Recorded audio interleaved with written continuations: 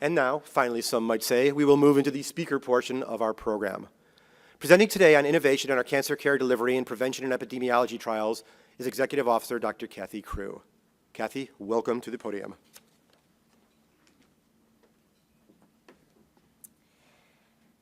Good afternoon. So today I was tasked with highlighting a couple of high-impact studies within the NCORP Committee, specifically Prevention and Epidemiology, which is co-chaired by Mary Newhouser and Banu Aru, and Survivorship, which is led by Robert Kraus, as well as our former co-chair, Carol Fabian. So the trials that I decided to focus on in prevention epidemiology is SO701, which is our first large major trial in Latin America. Then I'll also discuss two early phase chemoprevention trials in breast cancer and colorectal cancer, SO812 and SO820. In survivorship, I'm going to discuss the results of SO230, also called the POEM study, Prevention of Early Menopause. And I will also highlight S1501, which is a recently activated trial looking at carvedilol to prevent cardiac toxicity in patients with metastatic HER2-positive breast cancer. So SO701, as I said, is the major trial as part of SWOG's larger and ongoing Latin America initiative. And the primary results of this study were published in Lancet in 2011. So we know that for low to middle income countries, promoting cancer prevention control is probably a better strategy than investing a lot of dollars in expensive treatments in patients with advanced stage disease. And this is particularly relevant in Latin America. Helicobacter pylori infection is a known carcinogen and accounts for the majority of gastric cancer cases and is highly prevalent in Latin America as well as East Asia. So gastric cancer, while not so common in the US, is the second leading cause of cancer-related death worldwide, particularly in Latin America and East Asia. And we do have effective strategies for eradicating H. pylori infection. So the question is, does population-based eradication programs, is this a practical and affordable strategy to reduce the health burden of H. pylori infection, both from gastric cancer as well as peptic ulcer disease? So this trial randomized close to 1,500 healthy men and women between the ages of 21 to 65 who tested positive for H. pylori infection using the urea breath test. And it recruited from primary care clinics as well as community sites at 6 different Latin American countries, including Chile, Colombia, Costa Rica, Honduras, Nicaragua, and 2 sites in Mexico. And the trial looked at 3 different antibiotic regimens. So it compared standard triple therapy for 14 days with a proton pump inhibitor and 2 antibiotics, as well as 2 4-drug regimens, adding metronidazole to standard triple therapy for either 5 days of concomitant therapy or sequential therapy for up to 10 days. There was some data, both from Europe and Asia, to suggest that the 4-drug regimen may be more effective, and also that a shorter duration of therapy would be more cost-effective and also lead to better compliance. And the primary endpoint of this trial was to look at eradication of H. pylori infection at 6 to 8 weeks using the repeat urea breath test. So somewhat surprisingly, the results of this trial showed that the 14-day standard regimen actually had the highest eradication rate with up to 82%, whereas the 2 4-drug regimens had an eradication rate of about 74 to 76%. This is somewhat surprising given that higher eradication rates were reported in Asia of greater than 90%, but it sort of highlights the fact that there could be geographic variation in terms of antibiotic resistance to H. pylori infection. So what we were able to conclude from this trial, so there were a large number of patients screened, and the prevalence of H. pylori infection was nearly 80% in these participating Latin American sites. Compliance to all 3 antibiotic regimens was quite high, at greater than 90%. And as I mentioned, the longer duration of antibiotic therapy had the highest H. pylori eradication rate. So it may be true that in Latin America, longer duration of treatment may be more appropriate, and this could have implications in terms of public health perspective. So if H. pylori eradication programs are cost-effective, this can help reduce the health burden of this infection, both for peptic ulcer disease, and if it is able to prevent at least 10% of gastric cancer deaths.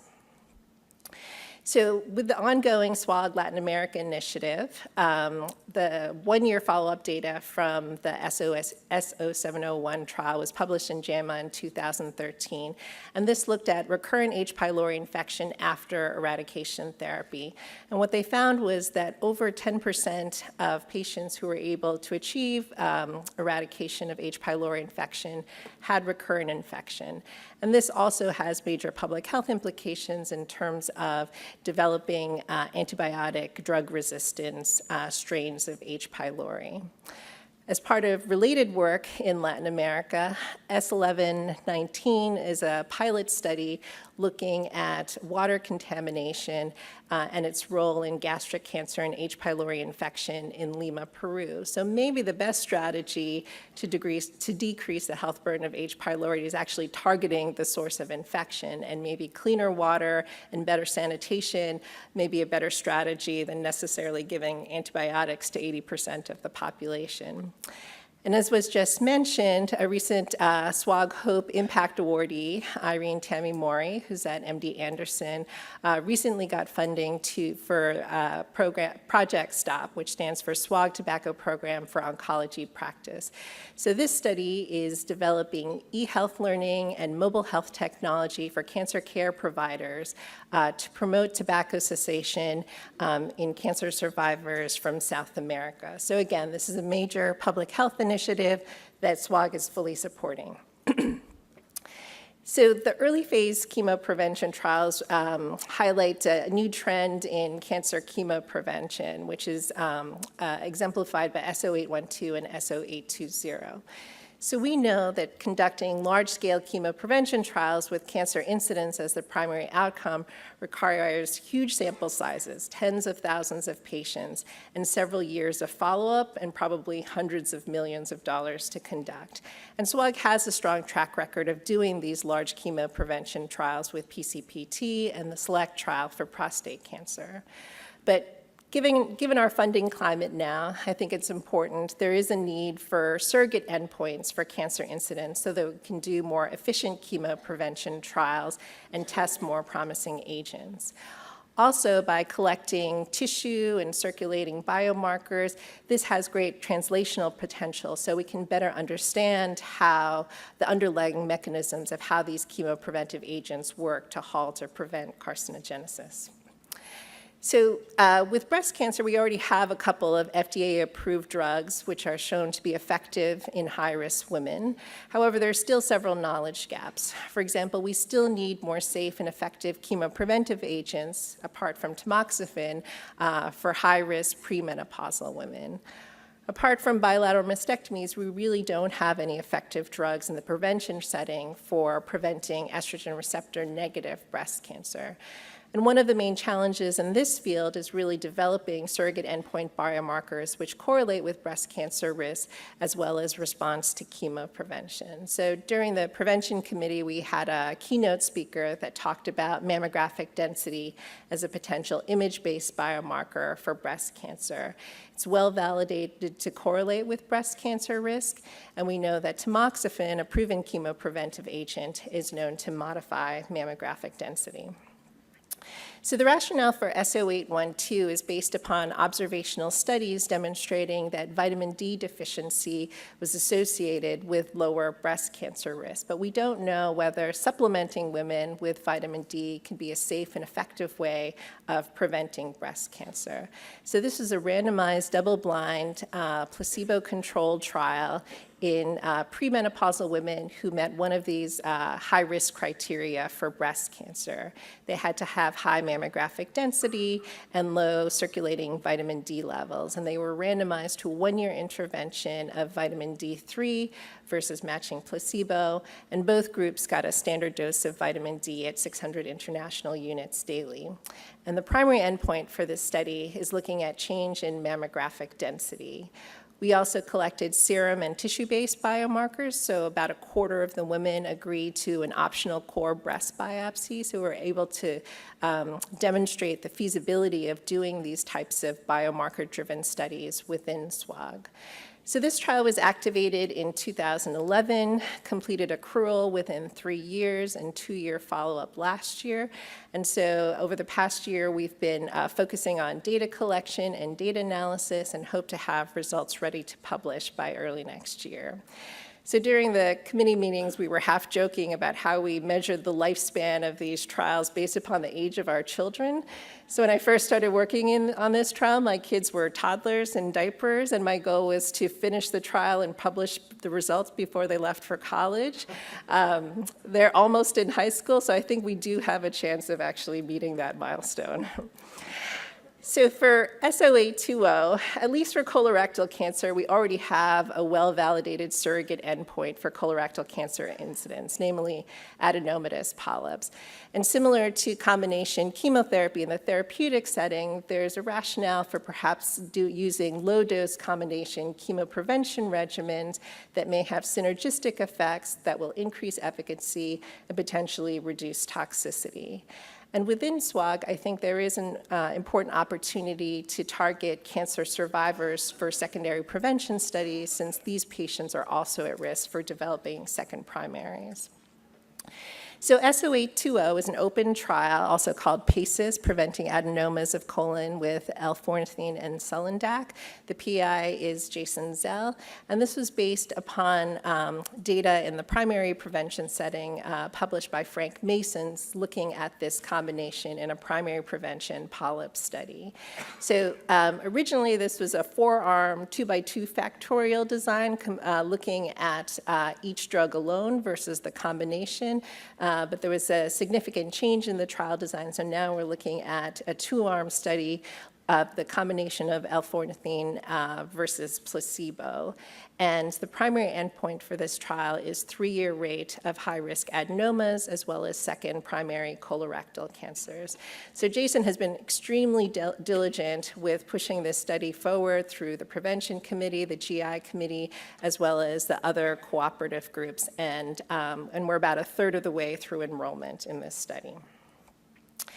So just other areas to highlight within the Prevention Epidemiology Committee. So in the arena of implementation science, S1711 is a new study where we're looking, now that we're getting into the age of digital technology, looking at web-based decision support tools to increase breast cancer chemoprevention uptake among women with high-risk benign breast disease, either atypia or LCIS.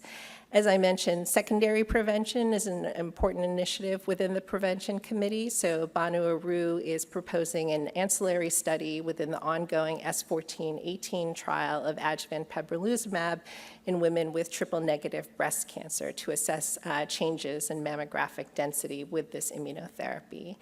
And Andrew Brenner is proposing a randomized biomarker study of aspirin in combination with aromatase inhibitors in obese women with early-stage breast cancer. And I'd like to highlight the work of our 2 young investigators who recently participated in the Young Investigator Training course last month. Eileen Connolly is a radiation oncologist who's looking at intraoperative radiation versus whole breast irradiation in women with DCIS in terms of toxicities and cost. And Lucia Nappi is being mentored by Craig Nichols and is looking at a circulating microRNA, miR-371, for tumor surveillance in patients with early-stage testicular cancer. So changing gears now to the other end of the cancer spectrum and cancer survivorship, the high-impact study that I wanted to highlight is SO230, led by Hallie Moore and published in the New England Journal in 2015. So this trial looked at the GnRH agonist, goserelin, for preserving fertility in breast cancer patients undergoing chemotherapy. So the trial designed for POEMS, it targeted premenopausal women with operable estrogen receptor and progesterone receptor negative breast cancer who were receiving a cyclophosphamide-containing regimen because it's known to cause a high rate of ovarian suppression.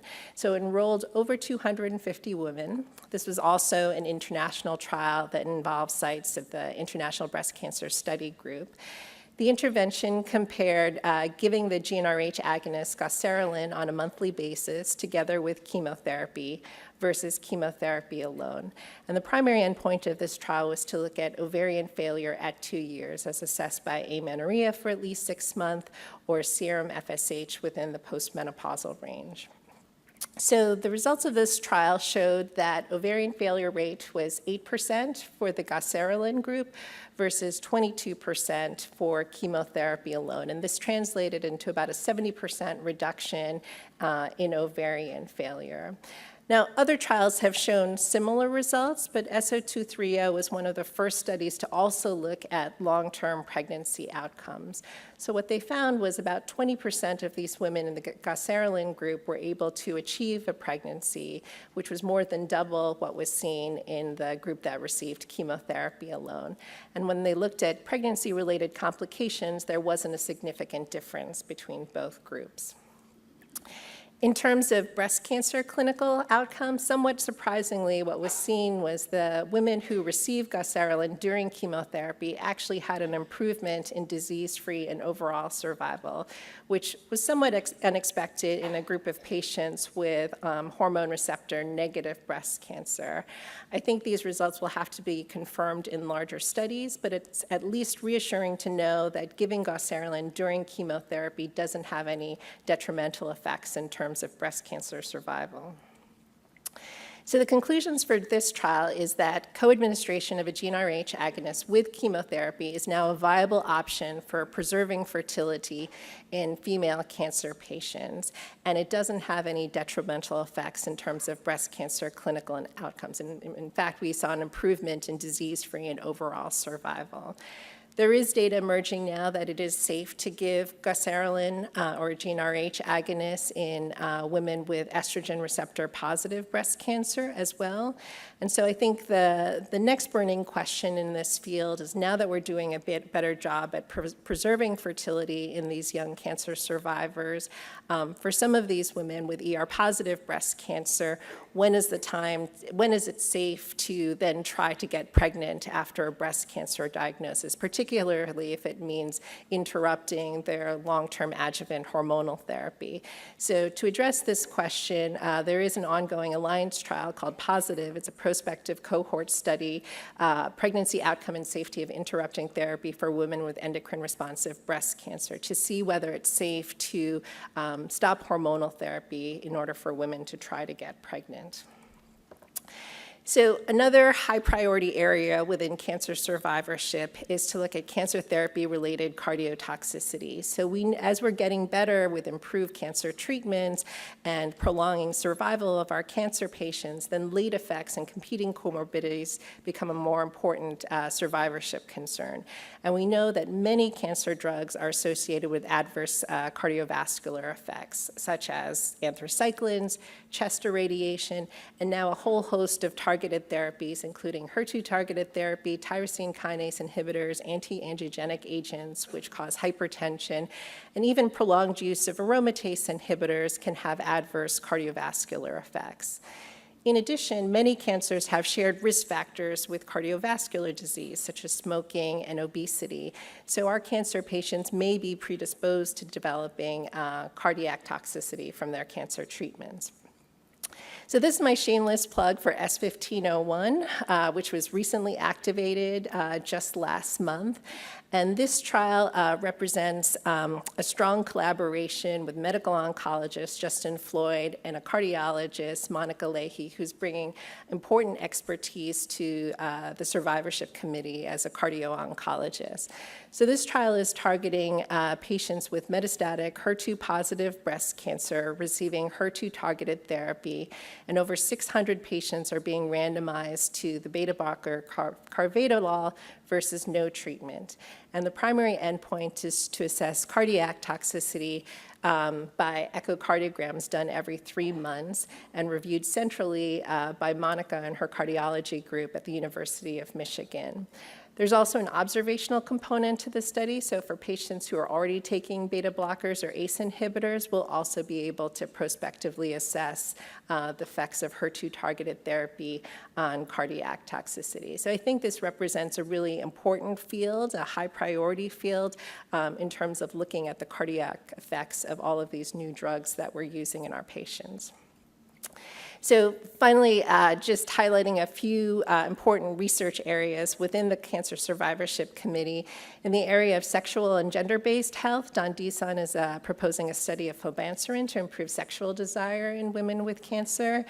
And just to show we're not gender biased, Tanya Dorff is proposing a topical testosterone replacement to treat hypogonadal symptoms in men with low-risk prostate cancer.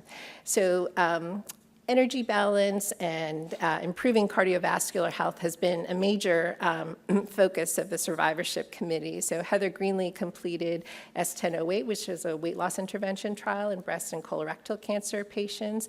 Dawn Hirschman is proposing a new study, S1713, building off the text messaging intervention study S1105, this time using it to improve cardiovascular health in breast cancer survivors.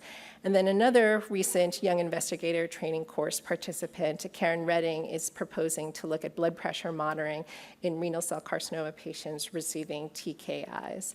And as Chuck mentioned, a major task force initiative is in palliative care, which has been led by Frank Maskins and others. Robert Krauss has an open study, S1316, which falls in this realm, which focuses on management of malignant bowel obstruction.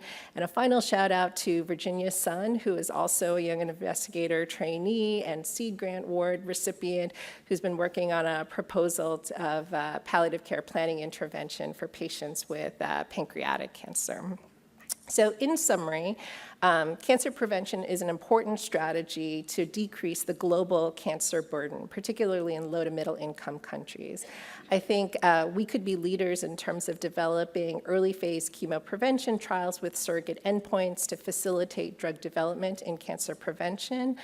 I think, again, as our therapies are improving, we need to also address late effects and quality of life in our long-term cancer survivors.